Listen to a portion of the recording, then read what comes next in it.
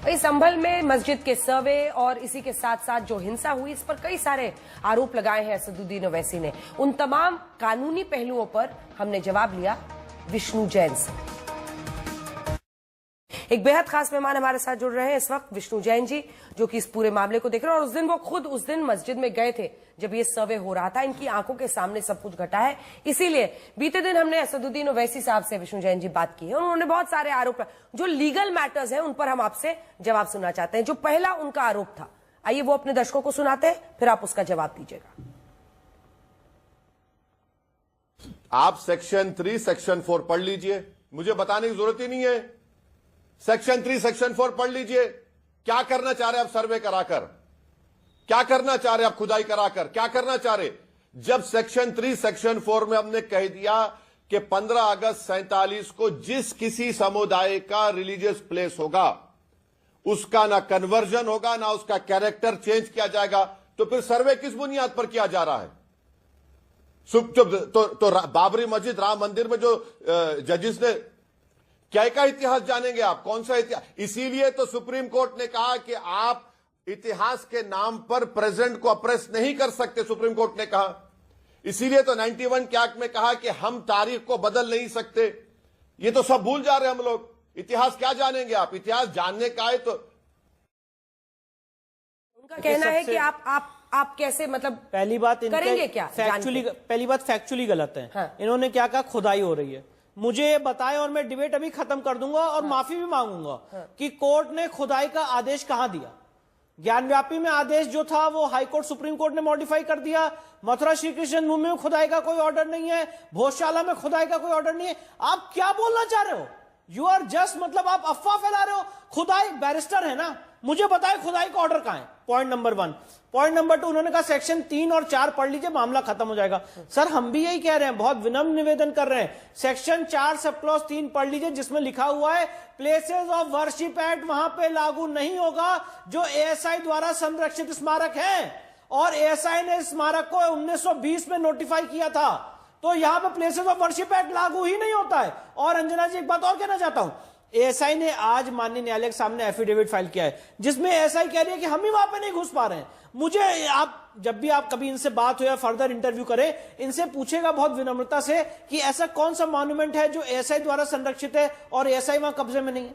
जवाब नहीं होगा, मैं गारंटी के साथ कह रहा हूं। चले, जो अगला आरोप उनका था, उनका कहना है कि इस प्लेसेस ऑफ वर्शिप एक्ट का गलत इस्तेमाल हो रहा है।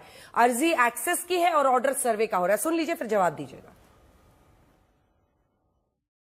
ये जो मोदी सरकार तो सुप्रीम कोर्ट में 91 प्लेस ऑफ वर्शिप एक्ट पर केस पड़ा, अपना जवाब ही नहीं दाखिल कर रही है। जवाब दाखिल करने के लिए बोलिए। अब आपको एक एग्जाम्पल बताता हूं, ये एक्ट का कैसे इस्तेमाल गलत करने की कोशिश की जा रही है। संभल की मस्जिद का मामला है। वहां पर क्या किया पिटिशनर ने? सबसे पहले तो जो पिटिशनर है, जो लॉयर है, वो उत्तर प्रदेश सरकार का स्टैंडिंग काउंसिल है, उसको परमिशन मिला नहीं मिला अलग वो बताएगा। उन्होंने क्या कहा कि हमको राइट ऑफ वे चाहिए मस्जिद में। अब मेरे को आप बताइए मैडम, अगर कोई राइट ऑफ वे चाहता है तो सर्वे की क्या जरूरत उसमें? उनका प्रेयर पढ़ लीजिए, प्रेयर में लिखा है राइट ऑफ वे चाहिए। उसी दिन कोर्ट में आता है, कोर्ट दोपहर में सुनता है और 1 घंटे के बाद ऑर्डर दे देता है और 45 किलोमीटर कोर्ट से मस्जिद का रास्ता है, पुलिस पूरी तैयार वहां पर। क्या हो रहा है फिर? ये कोई राइट ऑफ वे चाह रहा है आर्कियोलॉजिकल एक्ट के तहत, भाई राइट ऑफ वे चाहिए तो आके बैठे ना पिटिशनर, कौन रोक रहा है तुमको मस्जिद में? मगर सर्वे के ऑर्डर क्यों दिया जज ने फिर? इसको आप समझिए, इसकी क्रोनोलॉजी समझिए। आप क्या करना चाह रहे हैं फिर? आप क्रोनोलॉजी समझा रहे हैं, वो जवाब दीजिए। देखिए, उन्होंने 2 बातें कही। सबसे पहली बात कि मैं यूपी सरकार का स्टैंडिंग काउंसिल हूं और राइट ऑफ एक्सेस मांग रहा हूं।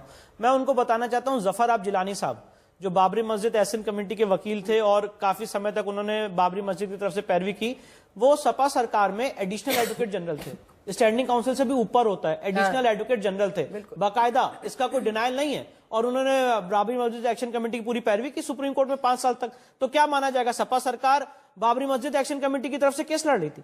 क्या बातें कर रहे हैं आप? देखिए, आपको इस बात को समझना पड़ेगा, UP government is not a party in this case.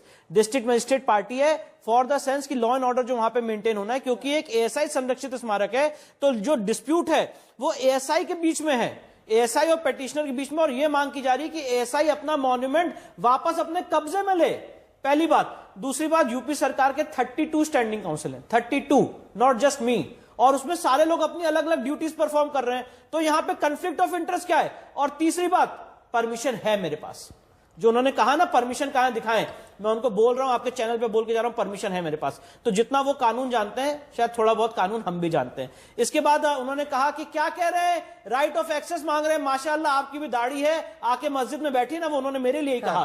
तो उनको ये नहीं पता है हमारे साथ दाढ़ी में हमारे तिलक भी है, तो अगर वहां पे बैठेंगे ना तो वहां पे सर तन से जुदा हो जाएगा। अब मैं ये बात इसलिए कह रहा हूं क्योंकि एएसआई ने जो एफिडेविट दिया, आप उसको पढ़िए अंजना जी। एएसआई ने कहा है कि वहां पे एएसआई के अधिकारी नहीं घुस पा रहे हैं। राइट ऑफ एक्सेस इसलिए मांग रहे हैं ओवैसी साहब क्योंकि एएसआई के मॉन्यूमेंट में एएसआई नहीं घुस पा रही है। और आप प्लेसेस ऑफ वर्शिप एक्ट तो पढ़ते हैं, पर एंशिएंट मॉन्यूमेंट्स एक्ट 1958 पढ़िए, जिसके सेक्शन 16 में लिखा हुआ है कि अगर किसी एएसआई द्वारा संरक्षित स्मारक, अगर कोई श्राइन है, पूजा स्थल है, तो एएसआई उसका धार्मिक चरित्र निर्धारित करेगा और उसके बाद उस व्यक्ति को एक्सेस देगा जो उसके धार्मिक चरित्र के अनुरूप काम करेगा। तो इसलिए हम पहले ये चाहते हैं कि एएसआई वहां पे कब्जा ले, एएसआई उसका धार्मिक चरित्र निर्धारित करेगा। अगर वो पाएगा कि यहां पे मस्जिद है तो आपको राइट मिलेगा एक्सेस का, अगर वो पाएगा मंदिर है तो हमें राइट टू एक्सेस मिलेगा। इन्होंने प्रेयर नंबर ए पढ़ लिया आपके सामने, प्रेयर नंबर बी नहीं पढ़ा माई पिटीशन का। प्रेयर नंबर बी यह है कि एएसआई वहां का कब्जा ले। और जो आज एएसआई ने एफआईआर फाइल की 2018 में अंजना जी कि यहां पे चेंजेस हो रहे हैं, एफिडेविट बड़ा शॉकिंग एफिडेविट है कि वहां पे सारे चेंजेस किए जा रहे हैं जो एक्ट का वायलेशन है। एएसआई की जगह पे कब्जा कर लिया गया है। अधिकारी जब वहां पे, आपको पता है आज से 2-3 महीने पहले वहां पे एक सर्वे और हुआ था जो एएसआई ने किया था, और वहां पे जब एएसआई के अधिकारी सर्वे कर रहे तो उनको सर्वे नहीं करने दिया गया, उनके सर्वे का वीडियो बनाया जा रहा था, उन्होंने कहा कि हम अपने मॉन्यूमेंट में नहीं घुस पा रहे।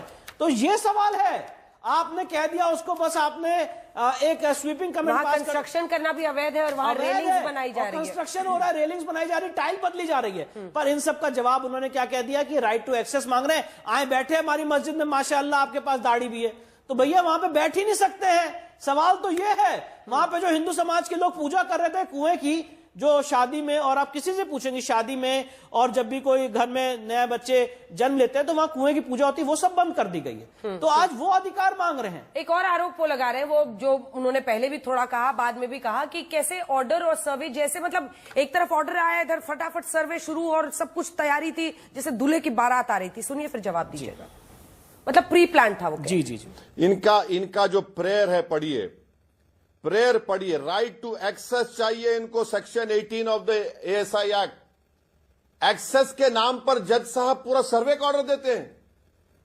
अब इसको इलॉजिकल नहीं बोले तो क्या बोलेंगे भाई? अगर पिटिशनर को एक्सेस चाहिए, आके बैठिए मस्जिद में, माशाल्लाह आपकी दाढ़ी भी है, कौन तस्बीह लेके बैठिए, कोई रोक रहा नहीं आपको।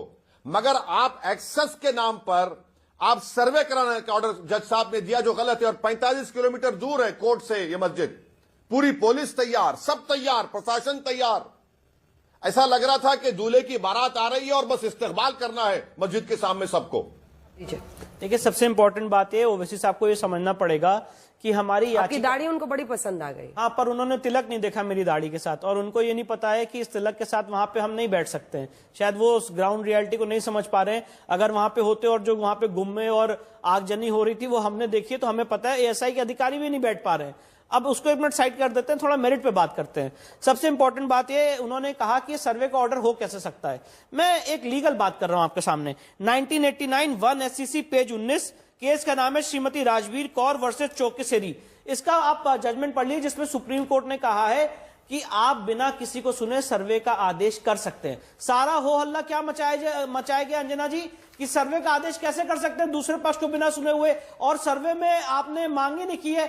हमारी प्रार्थना पत्र, हमारी पिटीशन के साथ ऑर्डर 26 रूल 9 की याचिका लगी हुई है, जिसमें मांग की है कि वहां पे सर्वे कराया जाए, और उसी प्रार्थना पत्र 8C को, 8 को अलाउ किया गया है। अब सबसे महत्वपूर्ण बात क्या है अंजना जी, आप इस बात को जरा पूछिए और मनन करिए और चिंतन करिए कि सर्वे से किसी को क्या नुकसान हुआ। और यही बात सुप्रीम कोर्ट ने कही है, ऑनरेबल चीफ जस्टिस साहब का निर्णय है, ऑनरेबल जस्टिस संजीव खन्ना साहब का। उन्होंने कहा है सर्वे जो है कोई फाइनल नहीं होता है, वहां पे नॉन इन्वेजिव मेथड से, कोई मस्जिद को खोदने की बात नहीं कर रहा है, नॉन इन्वेजिव मेथड से फोटोग्राफी और वीडियोग्राफी के माध्यम से उसके चित्र लिए जाएंगे और कोर्ट के सामने रिपोर्ट सबमिट की जाएगी। और जब कोर्ट के सामने रिपोर्ट सबमिट की जाएगी तो उनको भी मौका मिलेगा उसको कंट्राडिक्ट करने का, वो रिपोर्ट फाइनल नहीं होती है।